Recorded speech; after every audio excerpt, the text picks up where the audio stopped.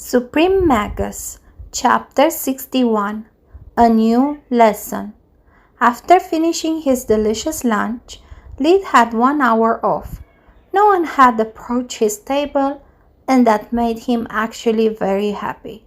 He was very fond of his personal space, not to mention he had no desire of wasting time doing small talk with lots of kids. Despite his physical appearance, Lid's mind was that of a grown-up man that between his 3 lives had lived for almost 40 years. Except for being hormonal to his teenage body and being addicted to oxygen, there was nothing he had in common with his classmates. From that perspective, isolation was a blessing in disguise. If he spoke to no one, it was impossible for anyone to notice how different he was from his peers. He and Solus had already discussed it during the meal, both regretting that, for security reasons, the academy would not make any book available for the studying until the end of the first day. "It's such a pity," Solus said. "If we had them, we could already put them into Soluspedia, getting light years ahead of the other students. Instant knowledge." "Yeah, but can I understand the importance of this rule? Specialization are exclusive of the 6 big academies. If they just delivered them at the students' homes before the beginning of the year, their contents would be accessible to all the family members. This kind of knowledge can be released without supervision." "And what about once the students get the opportunity to go back home at the end of the trimester?" Lid mentally shrugged. He stood up from the chair and started walking towards his room. "By that time, they already have gained the status of students. According to what Linjos told us in his office, they are both protected and kept under surveillance. My guess is that the books can leave the academy premises. The only thing one can take out are what he has learned or copied in his grimoire.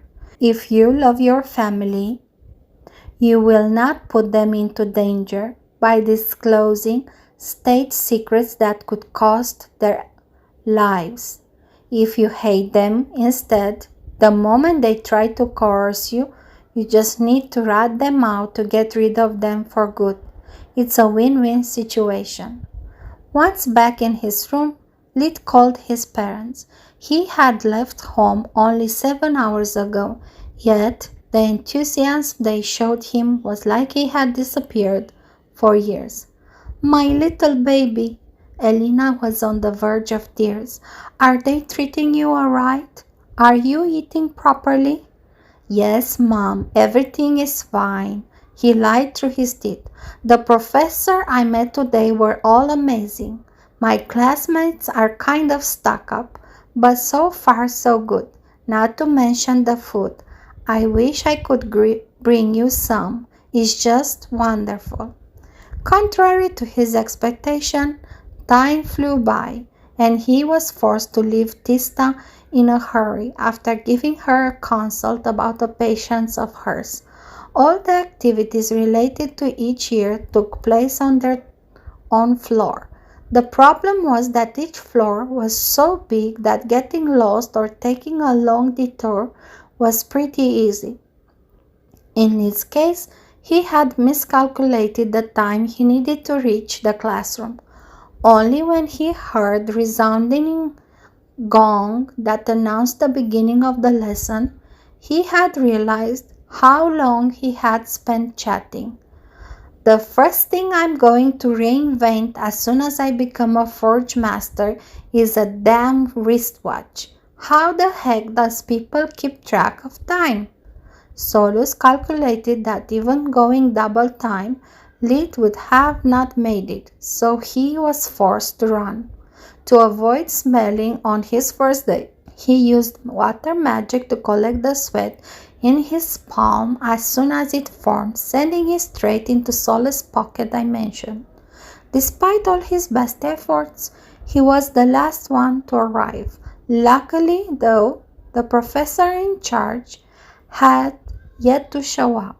According to the schedule, Lid would have met Professor Mart, the very same that had created blood resonance magic. It was a great opportunity to get his attention and maybe, if opportunity arose, share some of his knowledge with him.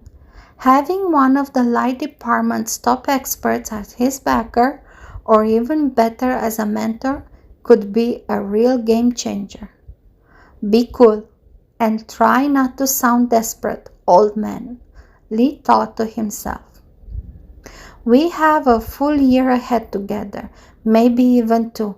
I need to play my cards right, keep my admission score while improving my status. I don't give a damn about friends. The other students are useless. Allies, on the contrary, can help me keep my family safe from the likes of Duke Hestia and provide me with the resources I'll need to set my own Forge Master laboratory. I can't waste years grinding for gold. I need time to travel and find answer to my resurrection problem. The classroom was much smaller than the one for the mandatory lesson. It was a square room with each side 12 meters. In front of the chalkboard, there was 3 rows of desks separated by small corridors. It could accommodate comfortably up to 50 students. Yet, according to Solus, there were only 26 students attending, Lid included. He occupied the closest spot to the chalkboard, sitting near the other students. When they threw a mean glare at him, he just took out the ballot, forcing them to shut up and mind their own business. After what had happened this morning, they didn't dare to move away from him. Not to mention, doing that would mean getting even farther from the chalkboard and the professor.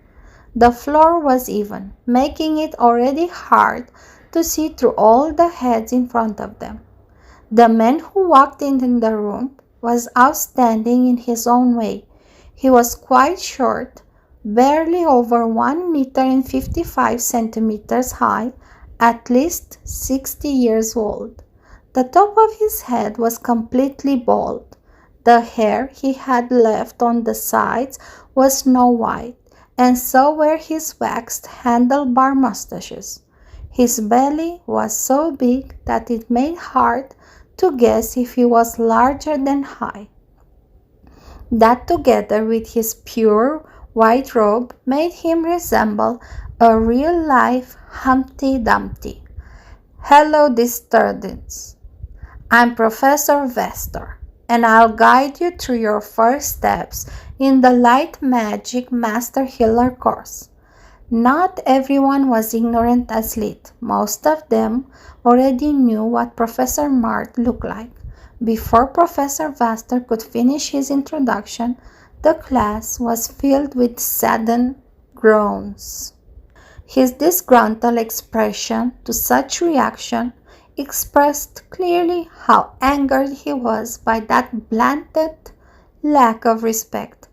I'm very sorry to disappoint you, but as you should have predicted, Professor Mart can waste his precious time with the likes of you. The whole Light Magic Research Department rests on his shoulders, so you'll have to settle for me.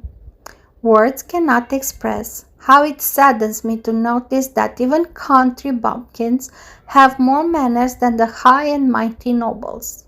He wasn't referring to just Lid, but to all the students that, thanks to their poor background, had failed to recognize him, looking at him with admiration despite his funny appearance. I have good news and bad news for all of you. The good news is that we won't spend 2 hours in this class. I'll just explain to you the difference between Tier 3 and 4 of healing magic. After that, we will move in the Academy's hospital.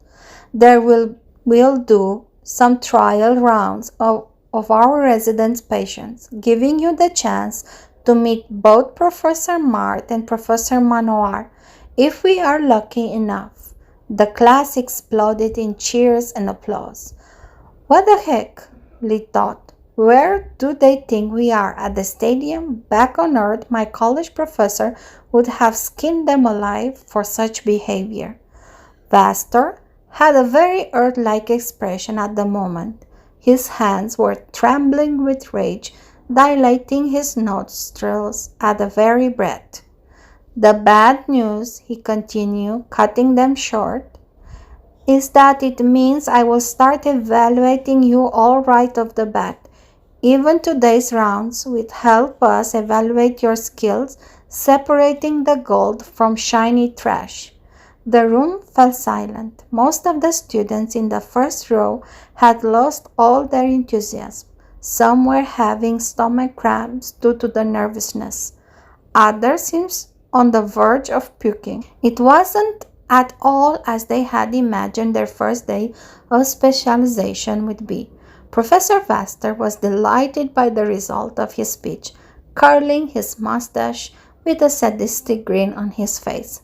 Let's not waste any more time. I'm sure you can't wait to stop listening to my gibberish and become real healers, like your hero, Professor Mark. Man, I don't need Tier 4 magic to diagnose Professor Vaster's a really bad case of envy syndrome. Being so petty at his age is really sad, Solus said.